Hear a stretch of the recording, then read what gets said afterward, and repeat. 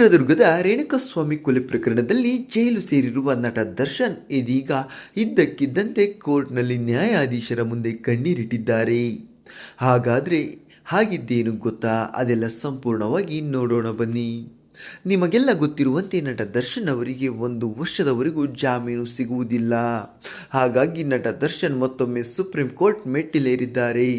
1 ವರ್ಷದವರೆಗೂ ಜಾಮೀನು ಕೋರಿ ಅರ್ಜಿ ಸಲ್ಲಿಸದಂತೆ ನೀಡಿದ ಆದೇಶವನ್ನು ಮಾರ್ಪಾಡು ಮಾಡುವಂತೆ ಮನವಿ ಮಾಡಿದ್ದಾರೆ. ಬದಲಾದ ವಕೀಲರ ಮೂಲಕ ಅರ್ಜಿ ಸಲ್ಲಿಸಿರುವ ಅವರು ವೈಯಕ್ತಿಕ ಸ್ವಾತಂತ್ರ್ಯ ಮತ್ತು ತ್ವರಿತ ವಿಚಾರಣೆಯ ಹಕ್ಕು ಸಂವಿಧಾನದ ಆರ್ಟಿಕಲ್ 21ರ ಅಡಿಯಲ್ಲಿ ರಕ್ಷಿತವಾಗಿದೆ. ಹೀಗಾಗಿ ತುರ್ತು ಪರಿಸ್ಥಿತಿಗಳಲ್ಲಿ ಅನ್ವಯವಾಗುವಂತೆ ಆದೇಶ ಬದಲಿಸಬೇಕು. 1 ವರ್ಷದೊಳಗೆ ಜಾಮೀನು ಅರ್ಜಿ ಸಲ್ಲಿಸಲು ಅವಕಾಶ ಇಲ್ಲ ಎಂದು ನ್ಯಾಯಾಲಯ ಹೇಳಿದೆ. ಆದರೆ ಈ ಆದೇಶದಿಂದ ಟ್ರಯಲ್ ಇನ್ನಷ್ಟು ವಿಳಂಬವಾಗಬಹುದು.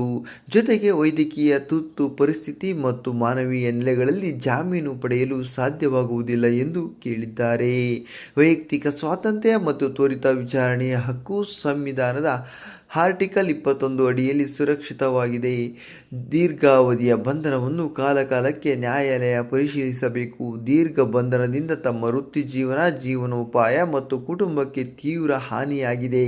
ತಾಯಿ ಗಂಭೀರ ಆರೋಗ್ಯ ಸಮಸ್ಯೆ ಹೊಂದಿದ್ದಾರೆ. 1 ವರ್ಷ ಜಾಮೀನು ನೀಡದಿರುವ ಆದೇಶ ವ್ಯಾಪಕ ಪರಿಣಾಮ ಬೀರಬಹುದು ಎಂದಿದ್ದಾರೆ. ಸುಪ್ರೀಂ ಕೋರ್ಟ್ ಯಾವ ತೀರ್ಪು ಕೊಡುತ್ತೋ ಕಾದು ನೋಡಬೇಕು. ದರ್ಶನ್ ಅವರ ಬಗ್ಗೆ ನಿಮ್ಮ ಅನಿಸಿಕೆ ಅಭಿಪ್ರಾಯಗಳನ್ನು ತಪ್ಪದೇ ಕಮೆಂಟ್ ಮಾಡಿ ತಿಳಿಸಿ.